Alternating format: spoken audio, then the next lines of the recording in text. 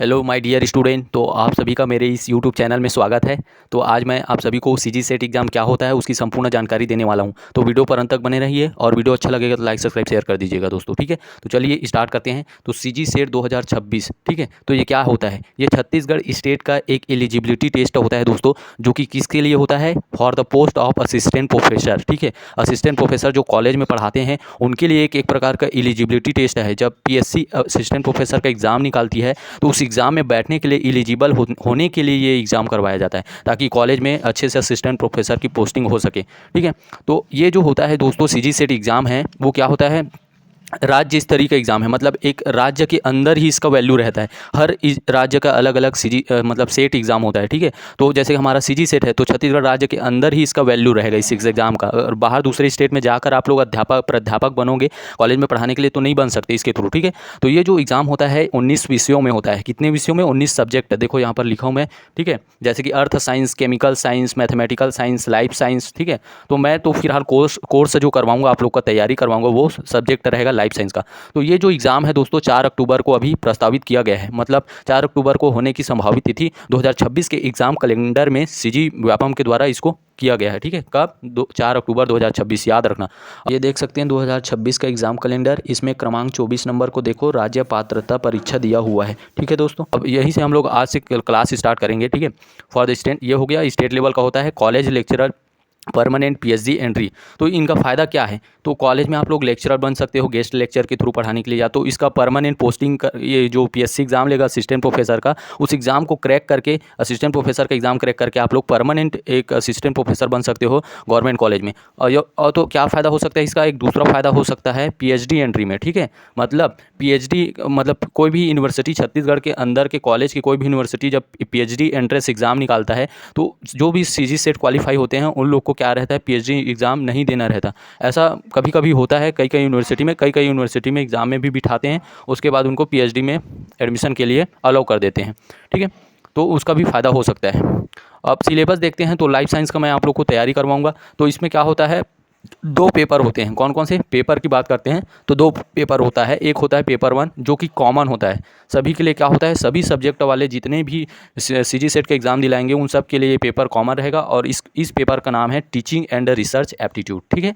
Teaching और research aptitude मतलब इसमें आपकी टीचर जो शिक्षण अभिरुचि है और जो रिसर्च करने की आपकी कितनी जानकारी होनी चाहिए उसका क्या किया जाता है? टेस्ट किया जाता है। क्योंकि आप लोग सीजी सेट क्वालिफाई हो गए, फिर उसके बाद असिस्टेंट प्रोफेसर बन जाओगे, तो आपको पीएचडी करना भी पड़ेगा प्रमोशन के लिए कॉलेज में।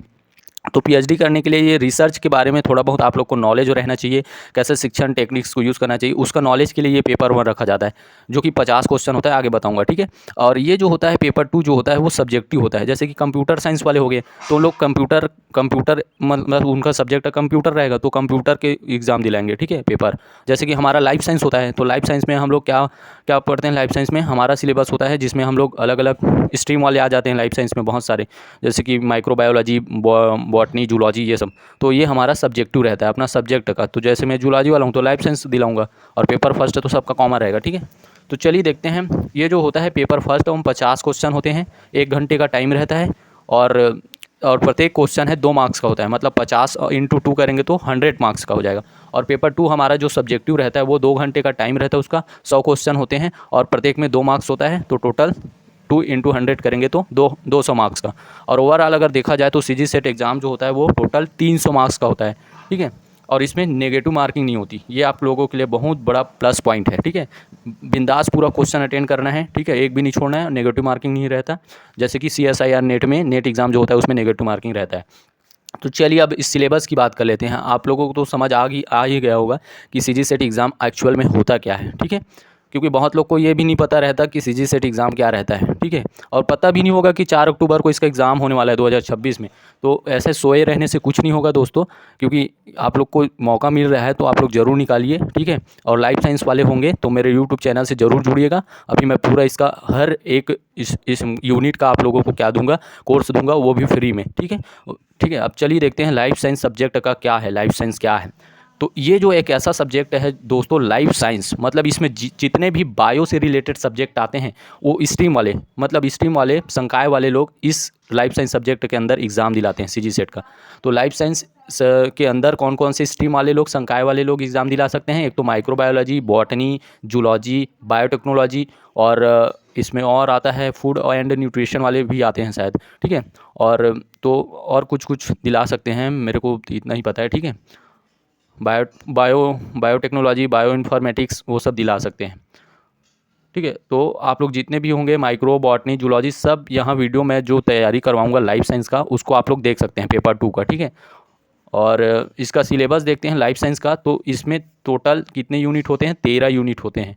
अब लाइफ साइंस है, लाइफ से रिलेटेड है, मतलब ह्यूमन के अंदर क्या होता है, देखो सिलेबस में क्या क्या पढ़ना है मैं बता देता हूँ। ये एक इंसान है, ह्यूमन है, ठीक है। और ये क्या है? एनिमल है। और ये क्या है? हम लोग को साइंटिस्ट बनना है ना।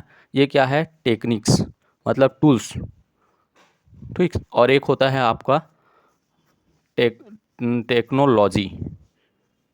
टेक्नोलॉजी मतलब, ठीक है। तो देखो ह्यूमन के अंदर क्या क्या आता है। एक तो होता है सेल होता है, और इनके अंदर क्या होता है? मसल्स होते हैं, हाँ, ऑर्गन होते हैं, उन सब का स्टडी किया जाता है। तो उसके लिए इसके अंदर जो रहता है, हाँ, इन्हीं के अंदर क्या होता है? इम्यून सिस्टम होता है। मतलब ये पूरा लाइफ साइंस का जो सिलेबस है वो एक लाइफ के इर्द गिर्द घूम रहा है, ठीक है। मतलब एक लाइफ को हम लोग क्या क्या स्टडी कर सकते हैं, वही इनके सिलेबस में पूरा दिया हुआ है। तो जैसे कि इसके अंदर ये इंसान है, इसके अंदर सेल होता है, ठीक है। और उन सेल के अंदर परस्पर सिग्नल चलता है, एक सेल दूसरे सेल पर डिपेंड करता है, एक साथ मिलकर काम करते हैं, ठीक है। तो इसलिए एक यूनिट होता है सेल सिग्नलिंग एंड कम्युनिकेशन, और एक यूनिट होता है सेल स्ट्रक्चर या सेल बायोलॉजी बोल सकते हैं, ठीक है। 2 यूनिट यही हो गया। और इसी के अंदर इम्यूनोलॉजी भी रहता है, इम्यून सिस्टम रहता है इंसान के अंदर या सभी एनिमल्स के अंदर रहता है। टूल्स एंड टेक्निक्स क्यों लिखा हूँ? क्योंकि टूल्स और टेक्निक्स एक ऐसा यूनिट है जिसमें आप लोग को ऐसे टेक्निक्स का यूज़ किया जाता है जिसके थ्रू आप लोग स्टडी करते हैं। जैसे कि माइक्रोस्कोप, बायोलॉजी, लाइफ का स्टडी किस किस टेक्निक से करते हैं, जैसे कि सूक्ष्मदर्शी हो गया, ठीक है, इलेक्ट्रॉन माइक्रोस्कोप हो गया, सेंट्रीफ्यूज हो गया। ये टेक्निक्स के बारे में यूज़ करना है, कैसे टेक्निक्स का यूज़ करते हैं, क्या क्या उनकी फंक्शन होती है, उसको पढ़ना है एक यूनिट में, ठीक है। और एक यूनिट होता है टेक्नोलॉजी, मतलब बायोटेक्निक्स। इसमें क्या किया जाता है, मतलब कोई भी माइक्रो बैक्टीरिया है, उसका डीएनए लेके उसको कट करके किसी दूसरे बैक्टीरिया में या किसी दूसरे एनिमल्स में इंसर्ट करवा देते हैं। तो एक प्रकार से ये एक और यूनिट होता है जिसे अप्लाइड बायोलॉजी कहते हैं। और एक होता है ये टूल्स टेक्निक मेथड बायोलॉजी में आएगा। उसके बाद हम लोग को पढ़ना है दोस्तों डीएनए रेप्लिकेशन, आरएनए कैसे बनता है, प्रोटीन कैसे बनता है, उसको मॉलिक्यूलर बायोलॉजी कहते हैं। और एक पढ़ना रहता है बायोकेमिस्ट्री, जिसमें हमारे सेल के अंदर जितने भी बायो मॉलिक्यूल्स पाया जाता है, जैसे कि कार्बोहाइड्रेट, प्रोटीन, वसा, उसको पढ़ना है, ठीक है, एक यूनिट में।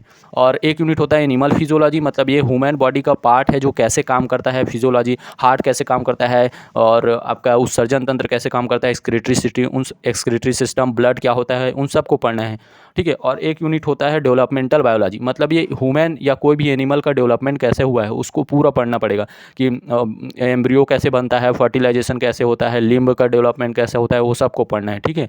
डेवलपमेंट के बारे में पूरा पढ़ना है, एक सेल से 2 सेल, 2 सेल से 3 सेल, डिवाइड होकर कैसे बनता है, उन सबको पढ़ना है। अब उसके बाद एक यूनिट होता है आपका डाइवर्सिटी ऑफ लाइफ। तो ये जो पूरा अर्थ है उसमें क्या क्या डाइवर्सिटी है, कितने डाइवर्सिटी है लाइफ की, उसको पढ़ना रहता है, जिसे बायोडाइवर्सिटी बोल सकते हैं। इवोल्यूशन कैसे हुआ, एक यूनिट में तो इवोल्यूशन पढ़ना है, लैमार्किज्म, डार्विनिज्म, कैसे कैसे इवोल्यूशन हुआ है, कंपटीशन क्या है, बायोलॉजिकल इंटरेक्शन, सबको बताऊंगा इस वीडियो में। मैं एक समझा रहा हूँ कि सिलेबस में क्या क्या पढ़ना है ऐसा टाइप। उसके बाद तो मेरा दूसरा जो वीडियो रहेगा वो पूरा सिलेबस का रहेगा, उसमें आप सभी को पूरा सिलेबस का एकदम क्या करूँगा, संपूर्ण जानकारी दूंगा, ठीक है।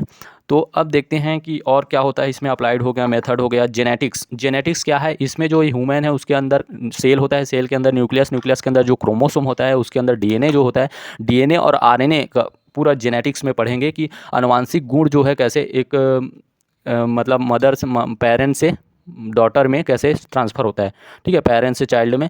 पूरा आनुवांशिकता का नियम पढ़ेंगे, मेंडल का नियम, वो सब पढ़ेंगे, ठीक है। उसके बाद सेल कम्युनिकेशन हो गया। तो इस तरह से मैंने पूरा लगभग 13 यूनिट का यहाँ पर सिलेबस को बता दिया हूँ।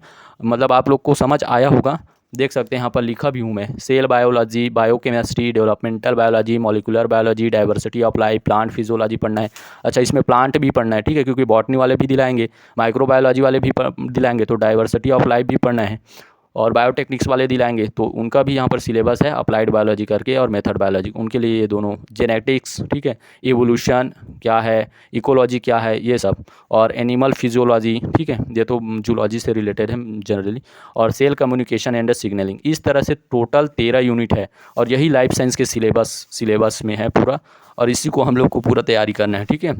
एकदम शॉर्ट्स नोट्स में पढ़ाऊँगा और पूरा वीडियो देखना आप लोग, उसके बाद ही कमेंट करके बताना कि कैसा लगा, ठीक है। तो वीडियो आज का यहीं समाप्त करते हैं। नेक्स्ट जो हमारा वीडियो रहेगा वो CG set life science subject का पूरा सिलेबस का पूरा मैं एक एक चीज़ समझाऊंगा कि क्या क्या पढ़ना है, ठीक है। तो सिलेबस को, इसको जो 13 यूनिट है उसको। तो आज का वीडियो यही समाप्त करते हैं। वीडियो अच्छा लगा होगा तो लाइक सब्सक्राइब शेयर जरूर कीजिए और जुड़े रहिएगा अंत तक। पूरा 2026 जो सीजी सेट है उसका हर यूनिट का पूरा वीडियो अपलोड करूँगा, ठीक है दोस्तों। मिलते हैं नेक्स्ट वीडियो में, बाय बाय।